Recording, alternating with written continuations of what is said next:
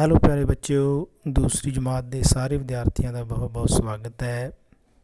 ਮੈਨੂੰ ਆਸ ਹੈ ਕਿ ਤੁਸੀਂ ਆਪਣੇ ਘਰਾਂ ਦੇ ਵਿੱਚ ਸੇਫ, ਸੁਰੱਖਿਅਤ ਅਤੇ ਬਿਲਕੁਲ ਠੀਕ ਠਾਕ ਹੋਵੋਗੇ। ਪ੍ਰਮਾਤਮਾ ਕਰੇ ਤੁਹਾਡੀ ਆਰਜ਼ਾ ਲੰਬੀ ਹੋਵੇ, ਤੁਸੀਂ ਘਰਾਂ ਦੇ ਵਿੱਚ ਸੁਰੱਖਿਅਤ ਹੋਵੋ ਔਰ ਸਾਡਾ ਪੰਜਾਬ ਇਸੇ ਤਰ੍ਹਾਂ ਹੀ ਸ਼ਾਦੋ ਆਬਾਦ ਰਹੇ, ਹਰ ਕੋਈ ਤੰਦਰੁਸਤ ਰਹੇ, ਇਹੀ ਮੇਰੀ ਮਨ ਦੀ ਕਾਮਨਾ ਹੈ। ਪਿਆਰੇ ਬੱਚਿਓ, ਜਿਵੇਂ ਤੁਸੀਂ ਜਾਣਦੇ ਹੋ ਕਿ ਅਸੀਂ ਲਗਾਤਾਰ ਆਪਣੇ ਸਿਲੇਬਸ ਨੂੰ ਕਰਦੇ ਆ ਰਹੇ ਹਾਂ। ਜੇ ਮੈਂ ਗੱਲ ਕਰਾਂ ਪੰਜਾਬੀ ਵਿਸ਼ੇ ਦੀ, ਤਾਂ ਤੁਹਾਨੂੰ ਪਤਾ ਹੀ ਹੈ ਕਿ ਅਸੀਂ ਸਿਲੇਬਸ ਤਕਰੀਬਨ ਸਤੰਬਰ ਅਤੇ ਅਕਤੂਬਰ ਦੇ ਪਹਿਲੇ 10 ਦਿਨ ਦਾ ਕੰਪਲੀਟ ਕਰ ਚੁੱਕੇ ਹਾਂ। ਬੱਚਿਓ, ਸਿਲੇਬਸ ਦੇ ਨਾਲ ਨਾਲ ਅਸੀਂ ਵਰਕ ਬੁੱਕਸ ਦਾ ਕੰਮ ਜਿਹੜਾ ਉਹ ਸ਼ੁਰੂ ਕੀਤਾ ਹੋਇਆ ਹੈ। ਜਿਵੇਂ ਤੁਸੀਂ ਜਾਣਦੇ ਹੋ ਕਿ ਪਿਛਲੀ ਵੀਡੀਓ ਦੇ ਵਿੱਚ ਤੁਸੀਂ ਦੇਖਿਆ ਸੀ, ਕੱਲ੍ਹ ਭਾਗ ਨੰਬਰ 2 ਤੁਸੀਂ ਉਹ ਵੀਡੀਓ ਦੇਖ ਚੁੱਕੇ ਹੋ ਗਣਿਤ ਦੀ। ਉਹਨੂੰ ਆਪਾਂ 2 ਭਾਗਾਂ 'ਚ ਕਵਰ ਕੀਤਾ ਸੀ, ਭਾਗ ਨੰਬਰ 1 ਅਤੇ ਭਾਗ ਨੰਬਰ 2। ਇਸੇ ਤਰ੍ਹਾਂ ਹੀ ਬੱਚਿਓ, ਪੰਜਾਬੀ ਦੀ ਵਰਕਸ਼ੀਟ ਹੈ ਉਹ ਅੱਜ ਅਸੀਂ ਸ਼ੁਰੂ ਕਰਨੀ ਹੈ। ਸੋ ਤੁਹਾਡੇ ਮਾਤਾ ਪਿਤਾ ਅਤੇ ਤੁਹਾਡੇ ਵੱਡੇ ਭੈਣ ਭਰਾ ਜਿਹੜੇ ਤੁਹਾਡੇ ਨਾਲ ਬੈਠੇ ਕੰਮ ਕਰਾ ਰਹੇ ਨੇ, ਅਤੇ ਤੁਹਾਡਾ ਸਾਰਿਆਂ ਦਾ ਬਹੁਤ ਬਹੁਤ ਸਵਾਗਤ। ਅਤੇ ਮੇਰੇ ਸਤਿਕਾਰਯੋਗ ਅਧਿਆਪਕ ਸਾਥੀ ਜਿਹੜੇ ਇਸ ਵੀਡੀਓ ਨੂੰ ਦੇਖ ਕੇ ਅੱਗੇ ਸ਼ੇਅਰ ਕਰਦੇ ਨੇ, ਤੁਹਾਡੇ ਤੱਕ ਪਹੁੰਚਾਉਂਦੇ ਨੇ, ਉਹਨਾਂ ਦਾ ਧੰਨਵਾਦ ਅਤੇ ਬਹੁਤ ਬਹੁਤ ਸਵਾਗਤ। ਪਿਆਰੇ ਬੱਚਿਓ, ਜਿਵੇਂ ਤੁਸੀਂ ਜਾਣਦੇ ਹੋ ਕਿ ਸਾਡੇ ਛੋਟੀ ਛੋਟੀਆਂ ਕਵਿਤਾਵਾਂ ਤੋਂ ਬਾਅਦ ਪਹਿਲੀ ਕਵਿਤਾ ਵੱਡੀ ਜਿਹੜੀ ਸਾਡੀ ਬੁੱਕ ਵਿੱਚ ਸੀ, ਉਹ ਸੀ ਮੇਰੀ ਮਾਂ। ਇਹ ਕਵਿਤਾ ਬੱਚਿਓ ਆਪਾਂ ਪੜ੍ਹੀ ਸੀ। ਇਸ ਦੇ ਆਪਾਂ ਪ੍ਰਸ਼ਨ ਉੱਤਰ ਅੱਜ ਜਿਹੜੇ ਨੇ ਵਰਕਸ਼ੀਟ 'ਤੇ ਹੱਲ ਕਰਨੇ ਨੇ। ਸੋ ਬੀ ਰੈਡੀ, ਬੁੱਕ ਆਪਣੇ ਕੋਲ ਰੱਖੋ, ਵਰਕ ਬੁੱਕਸ ਆਪਣੇ ਕੋਲ ਰੱਖੋ, ਪੈਨਸਿਲ ਕਾਪੀਆਂ ਰੱਖੋ। ਅਗਰ ਵਰਕ ਬੁੱਕਸ ਤੁਹਾਡੇ ਕੋਲ ਨਹੀਂ ਹੈ ਤਾਂ ਕੱਚੀਆਂ ਕਾਪੀਆਂ ਅਤੇ ਕਿਤਾਬਾਂ ਤੁਹਾਡੇ ਕੋਲ ਪੰਜਾਬੀ ਦੀਆਂ ਹੋਣੀਆਂ ਚਾਹੀਦੀਆਂ ਨੇ, ਜਿਹਦੇ ਉੱਤੇ ਕਵਿਤਾ ਮੇਰੀ ਮਾਂ ਜਿਹੜੀ ਹੈ ਤੁਹਾਡੇ ਕੋਲ ਕਵਿਤਾ ਨਿਕਲੀ ਹੋਣੀ ਚਾਹੀਦੀ ਹੈ, ਤੁਹਾਡੇ ਹੱਥ ਵਿੱਚ ਹੋਣੀ ਚਾਹੀਦੀ ਹੈ, ਤਾਂ ਕਿ ਜਦੋਂ ਅਸੀਂ ਕੰਮ ਕਰੀਏ ਬੱਚੇ ਤਾਂ ਅਸੀਂ ਇੱਧਰ ਉੱਧਰ ਨਾ ਦੇਖੀਏ, ਸਿਰਫ ਕਿਤਾਬਾਂ ਵੱਲ ਦੇਖੀਏ। ਕਿਉਂਕਿ ਕਿਤਾਬ ਸਾਡੇ ਕੋਲ ਨਹੀਂ ਹੈ ਤਾਂ ਅਸੀਂ ਕਿਤਾਬ ਲੈਣ ਭੱਜਾਂਗੇ, ਕਿਤਾਬ ਲੈਣ ਜਾਵਾਂਗੇ ਤਾਂ ਅਸੀਂ ਡਿਸਟਰਬ ਹੋਵਾਂਗੇ। ਬਿਹਤਰ ਇਹੀ ਹੈ ਕਿ ਪਹਿਲਾਂ ਹੀ ਕਿਤਾਬ ਤੁਹਾਡੇ ਹੱਥ ਵਿੱਚ ਹੋਵੇ। ਮੇਰੀ ਮਾਂ ਕਵਿਤਾ ਜਿਹੜੀ ਹੈ ਉਹ ਨਿਕਲੀ ਹੋਵੇ, ਪਾਠ ਨੰਬਰ 1 ਹੈ। ਸੋ ਪਿਆਰੇ ਬੱਚਿਓ, ਇਸ ਤੋਂ ਹੀ ਸ਼ੁਰੂ ਕਰਾਂਗੇ, ਕਿਉਂਕਿ ਵਰਕ ਬੁੱਕਸ ਜਿਹੜੀਆਂ ਨੇ ਤੁਹਾਡੀ ਇੱਥੋਂ ਹੀ ਸ਼ੁਰੂ ਹੁੰਦੀ ਹੈ ਪੰਜਾਬੀ ਦੀ। ਸੋ ਚਲੋ ਸ਼ੁਰੂ ਕਰਦੇ ਹਾਂ, ਪਰ ਸ਼ੁਰੂ ਕਰਨ ਤੋਂ ਪਹਿਲਾਂ ਆਪਾਂ ਇਹ ਕਵਿਤਾ ਜਿਹੜੀ ਹੈ ਜ਼ਰੂਰ ਇੱਕ ਵਾਰੀ ਪੜ੍ਹਾਂਗੇ, ਮੇਰੀ ਮਾਂ, ਤਾਂ ਕਿ ਤੁਹਾਨੂੰ ਯਾਦ ਆ ਜਾਵੇ ਕਿ ਮੇਰੀ ਮਾਂ ਕਵਿਤਾ ਦੇ ਵਿੱਚ ਕੀ ਗੱਲਾਂ ਕੀਤੀਆਂ ਗਈਆਂ ਹਨ, ਤਾਂ ਕਿ ਜਦੋਂ ਪ੍ਰਸ਼ਨਾਂ ਦੇ ਉੱਤਰ ਤੁਸੀਂ ਦੇਵੋ ਤਾਂ ਬੜੇ ਆਸਾਨੀ ਨਾਲ ਦੇ ਸਕੋ, ਕੋਈ ਮੁਸ਼ਕਿਲ ਤੁਹਾਨੂੰ ਨਾ ਆਵੇ। ਅਤੇ ਚਲੋ ਕਵਿਤਾ ਨਾਲ ਜੁੜਦੇ ਹਾਂ, ਕਵਿਤਾ ਦੇ ਉੱਪਰ ਚੱਲਦੇ ਹਾਂ। ਤੁਹਾਡੇ ਸਾਹਮਣੇ ਹੈ ਕਵਿਤਾ, ਮੈਂ ਕੱਢ ਲਈ ਹੈ, ਮੇਰੀ ਮਾਂ, ਪਾਠ ਨੰਬਰ 1 ਹੈ। ਸੋ ਚਲੋ ਕਵਿਤਾ ਨੂੰ ਪੜ੍ਹਦੇ ਹਾਂ। ਪਿਆਰੀ ਪਿਆਰੀ ਮੇਰੀ ਮਾਂ, ਠੰਡੀ ਮਿੱਠੀ ਇਸ ਦੀ ਛਾਂ, ਕਿੰਨਾ ਮੈਨੂੰ ਲਾਡ ਲਡਾਉਂਦੀ, ਕੁੱਛੜ ਚੁੱਕ ਚੁੱਕ ਖੂਬ ਖਿਡਾਉਂਦੀ, ਲੋਰੀਆਂ ਨਾਲ ਸਵਾਉਂਦੀ ਮੈਨੂੰ, ਗਾ ਗਾ ਗੀਤ ਸੁਣਾਉਂਦੀ ਮੈਨੂੰ, ਚਿੜੀ ਕਬੂਤਰ ਓਏ ਕਾਂ, ਮੁੜ ਮੁੜ ਦੱਸਿਆ ਇੱਕ ਇੱਕ ਨਾਂ, ਜਿਹੜੀ ਹੁੰਦੀ ਰੁੱਖ ਦੀ ਛਾਂ, ਮਾਂ ਤੋਂ ਗੂੜੀ ਹੁੰਦੀ ਨਾ, ਮਾਂ ਦਾ ਦੇਣ ਮੈਂ ਕਿਵੇਂ ਚੁਕਾਵਾਂ, ਹਰ ਪਲ ਆਪਣਾ ਸੀਸ ਝੁਕਾਵਾਂ, ਦੱਸੀਆਂ ਮਾਂ ਦੀਆਂ ਚੰਗੀਆਂ ਗੱਲਾਂ, ਉਸ 'ਤੇ ਮੈਂ ਹਰ ਵੇਲੇ ਚੱਲਾਂ, ਹਰ ਮਾਂ ਦਾ ਨਾਂ ਹੋਵੇ ਉੱਚਾ, ਮਾਂ ਸ਼ਬਦ ਜਿਉਂ ਡਾਢਾ ਸੁੱਚਾ, ਮਾਂ ਸ਼ਬਦ ਜਿਉਂ ਡਾਢਾ ਸੁੱਚਾ, ਮਾਂ ਸ਼ਬਦ ਜਿਉਂ ਡਾਢਾ ਸੁੱਚਾ। ਮੈਨੂੰ ਆਸ ਹੈ ਬੇਟਾ ਕਿ ਕਵਿਤਾ ਤੁਹਾਨੂੰ ਮੇਰੀ ਗਾਈ ਹੋਈ ਪਸੰਦ ਆਈ ਹੋਏਗੀ। ਤੁਸੀਂ ਵੀ ਇਸ ਤਰ੍ਹਾਂ ਗਾਇਨ ਕਰਕੇ 2 ਤੋਂ 3 4 ਵਾਰੀ ਪੜ੍ਹੋ। ਜਦੋਂ ਤੁਸੀਂ ਵਰਕਸ਼ੀਟ ਕਰੋਗੇ ਤਾਂ ਬੜੀ ਆਸਾਨੀ ਨਾਲ ਇਹਦੇ ਉੱਤਰ ਤੁਸੀਂ ਜਿਹੜੇ ਉਹ ਦੇ ਸਕਦੇ ਹੋ। ਸੋ ਚਲੋ ਹੁਣ ਜਲਦੀ ਨਾਲ ਆਪਾਂ ਵਰਕਸ਼ੀਟ ਦੇ ਉੱਪਰ ਚੱਲਦੇ ਹਾਂ ਅਤੇ ਪ੍ਰਸ਼ਨਾਂ ਦੇ ਉੱਤਰ ਜਿਹੜੇ ਆ ਉਹ ਦਿੰਦੇ ਹਾਂ। ਜਿਵੇਂ ਬੱਚੇ ਅਸੀਂ ਵਰਕਸ਼ੀਟ ਦੇ ਉੱਪਰ ਆ ਗਏ ਹਾਂ, ਸੋ ਪਹਿਲਾ ਪ੍ਰਸ਼ਨ ਲੈਂਦੇ ਹਾਂ ਜਲਦੀ ਨਾਲ। ਪਹਿਲਾ ਪ੍ਰਸ਼ਨ ਹੈ, ਮੈਂ ਤੁਹਾਨੂੰ ਬੇਟਾ ਸ਼ੁਰੂ ਕਰਨ ਤੋਂ ਪਹਿਲਾਂ ਇੱਕ ਵਾਰੀ ਫੇਰ ਤਾਕੀਦ ਕਰ ਦੇਵਾਂ, ਦੱਸ ਦੇਵਾਂ ਕਿ ਤੁਹਾਡੇ ਕੋਲ ਵਰਕਬੁੱਕਸ ਹੋਣੀ ਚਾਹੀਦੀਆਂ ਨੇ। ਅਗਰ ਨਹੀਂ ਹੈ ਤਾਂ ਪੈਨਸਲ ਕਾਪੀ ਅਤੇ ਕਿਤਾਬ ਜ਼ਰੂਰ ਹੋਣੀ ਚਾਹੀਦੀ ਹੈ, ਤਾਂ ਕਿ ਜਦੋਂ ਮੈਂ ਪ੍ਰਸ਼ਨ ਪੁੱਛਾਂ ਤਾਂ ਤੁਸੀਂ ਕਵਿਤਾ 'ਚੋਂ ਨਿਚੋੜ ਕੱਢ ਕੇ ਪੜ੍ਹ ਕੇ ਇਹਦਾ ਉੱਤਰ ਜ਼ਰੂਰ ਦੇ ਸਕੋ। ਠੀਕ ਹੈ, ਇਹੀ ਅਭਿਆਸ ਹੁੰਦੀ ਹੈ, ਦੁਹਰਾਈ ਹੁੰਦੀ ਹੈ, ਆਪਣੀ ਆਬਜ਼ਰਵੇਸ਼ਨ ਹੁੰਦੀ ਹੈ। ਠੀਕ ਹੈ, ਸੋ ਚਲੋ ਸ਼ੁਰੂ ਕਰਦੇ ਹਾਂ। ਪਹਿਲਾ ਪ੍ਰਸ਼ਨ ਹੈ, ਰੁੱਖ ਤੋਂ ਵੀ ਗੂੜ੍ਹੀ ਕਿਸ ਦੀ ਛਾਂ ਹੁੰਦੀ ਹੈ? ਸੋ ਬੜਾ ਹੀ ਆਸਾਨ ਹੈ। ਠੀਕ ਹੈ, ਕਿ ਰੁੱਖ ਤੋਂ ਵੀ ਗੂੜ੍ਹੀ ਜਿਹੜੀ ਹੈ ਉਹ ਕਿਹਦੀ ਛਾਂ ਹੁੰਦੀ ਹੈ? ਪਿਤਾ ਦੀ, ਭਰਾ ਦੀ, ਭੈਣ ਦੀ ਕਿ ਮਾਂ ਦੀ? ਸਾਰਿਆਂ ਬੱਚਿਆਂ ਨੂੰ ਪਤਾ ਹੈ ਕਿ ਰੁੱਖ ਤੋਂ ਵੀ ਗੂੜ੍ਹੀ ਛਾਂ ਕਿਹਦੀ ਹੁੰਦੀ ਹੈ? ਮਾਂ ਦੀ। ਸੋ ਮਾਂ 'ਤੇ ਆਪਾਂ ਜਿਹੜਾ ਹੈ ਸੱਸਾ ਉੱਤਰ 'ਤੇ ਟਿਕ ਲਗਾ ਦਾਂਗੇ। ਮਾਂ ਦੀ ਛਾਂ ਜਿਹੜੀ ਹੈ ਸਭ ਤੋਂ ਗੂੜ੍ਹੀ ਹੁੰਦੀ ਹੈ। ਪ੍ਰਸ਼ਨ ਨੰਬਰ 2, ਮਾਂ ਦੀ ਛਾਂ ਕਿਹੋ ਜਿਹੀ ਹੁੰਦੀ ਹੈ? ਦੱਸੋ ਹੁਣ, ਮਾਂ ਦੀ ਛਾਂ ਕਿਹੋ ਜਿਹੀ ਹੁੰਦੀ ਹੈ? ਹੁਣੇ ਮੈਂ ਦੱਸ ਹੀ ਦਿੱਤਾ ਹੈ। ਖੱਟੀ ਮਿੱਠੀ ਹੁੰਦੀ ਹੈ, ਨਰਮ ਗਰਮ ਹੁੰਦੀ ਹੈ, ਠੰਡੀ ਮਿੱਠੀ ਹੁੰਦੀ ਹੈ ਕਿ ਨਿੱਘੀ ਨਿੱਘੀ ਹੁੰਦੀ ਹੈ? ਕਵਿਤਾ 'ਚ ਆਇਆ ਸੀ ਠੰਡੀ ਮਿੱਠੀ ਉਸ ਦੀ ਛਾਂ। ਸੋ ਉੱਤਰ ਇਹਦਾ ਆਏਗਾ ਠੰਡੀ ਮਿੱਠੀ। ਪ੍ਰਸ਼ਨ ਨੰਬਰ 3, ਮਾਂ ਬੱਚੇ ਨੂੰ ਕੀ ਗਾ ਕੇ ਸੁਣਾਉਂਦੀ ਹੈ? ਹੁਣ ਦੇਖੋ, ਕਵਿਤਾ ਦੇ ਵਿੱਚ ਮਾਂ ਬੱਚੇ ਨੂੰ ਕੀ ਗਾ ਕੇ ਸੁਣਾਉਂਦੀ ਸੀ? ਕੀ ਖਾ ਕੇ ਸਵਾਉਂਦੀ ਸੀ? ਜਦੋਂ ਬੱਚਾ ਸੌਣ ਲੱਗਦਾ ਸੀ ਤਾਂ ਮਾਂ ਕੀ ਗਾਉਂਦੀ ਸੀ? ਲੋਰੀਆਂ, ਗੀਤ, ਬਾਤ, ਬੁਝਾਰਤਾਂ। ਸੋ ਮਾਂ ਕੀ ਕਰਦੀ ਸੀ? ਲੋਰੀਆਂ ਗਾ ਕੇ ਮੈਨੂੰ ਸਵਾਉਂਦੀ ਸੀ। ਠੀਕ ਹੈ, ਸੋ ਇਹਦਾ ਉੱਤਰ ਆਏਗਾ ਪਹਿਲਾ। ਚੌਥਾ ਪ੍ਰਸ਼ਨ ਹੈ ਬੇਟਾ, ਮਾਂ ਬੱਚੇ ਨੂੰ ਕਿਵੇਂ ਜਗਾਉਂਦੀ ਹੈ? ਗੀਤ ਗਾ ਕੇ, ਆਵਾਜ਼ ਮਾਰ ਕੇ, ਚੁੱਕ ਕੇ ਕਿ ਕਹਾਣੀਆਂ ਸੁਣਾ ਕੇ? ਸੋ ਗੀਤ ਗਾ ਕੇ ਜਿਹੜਾ ਹੈ ਮਾਂ ਬੱਚੇ ਨੂੰ ਜਗਾਉਂਦੀ ਹੈ। ਆਪਾਂ ਇਹੀ ਇਹਦਾ ਉੱਤਰ ਦੇਣਾ ਹੈ।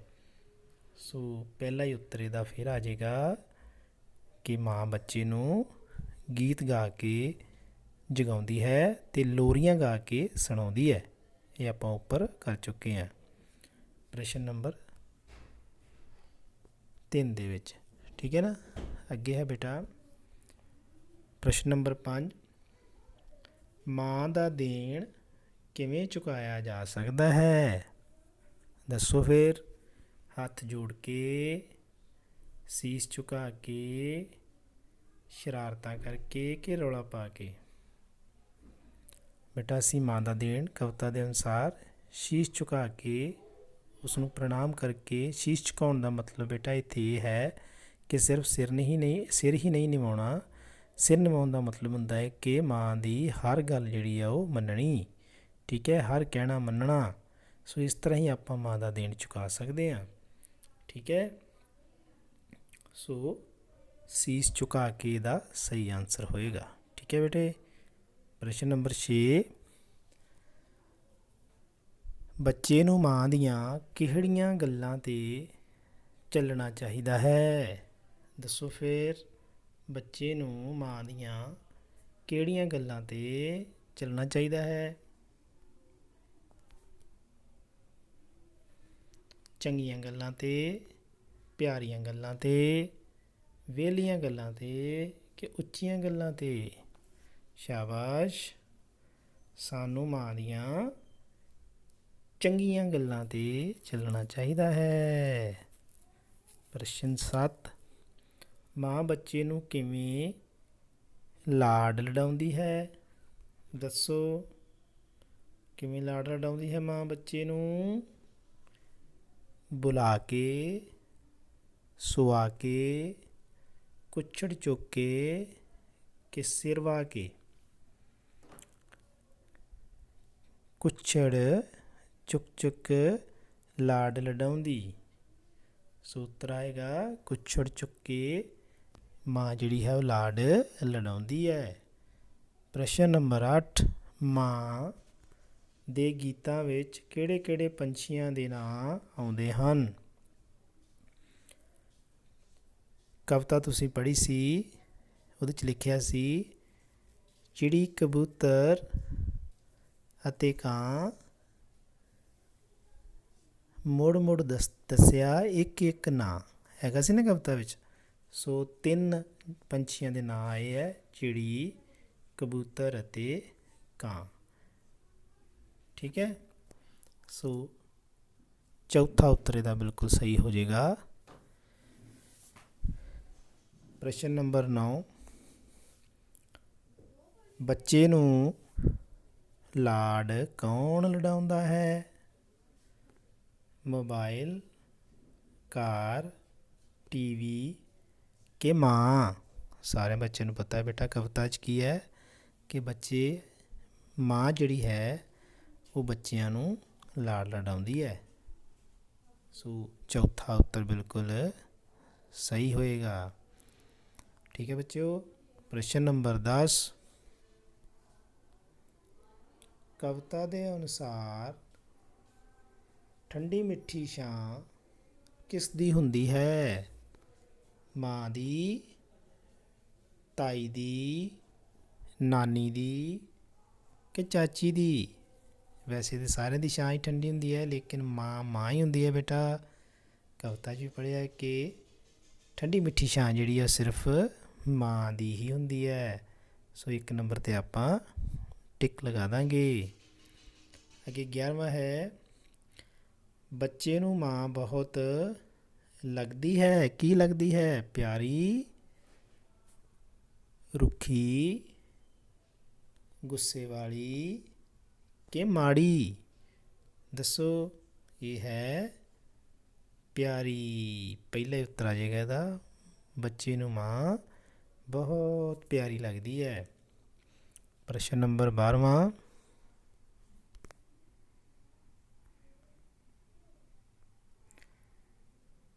ਮਾਂ ਦੇ ਪਿਆਰ ਦੀ ਛਾਂ, ਮਾਂ ਦੇ ਪਿਆਰ ਦੀ ਛਾਂ ਡੈਸ਼ ਤੇ ਵੀ, ਡੈਸ਼ ਤੋਂ ਵੀ ਗੂੜੀ ਹੁੰਦੀ ਹੈ। ਕਿਸ ਤੋਂ ਵੀ ਗੂੜੀ ਹੁੰਦੀ ਹੈ ਮਾਂ ਦੇ ਪਿਆਰ ਦੀ?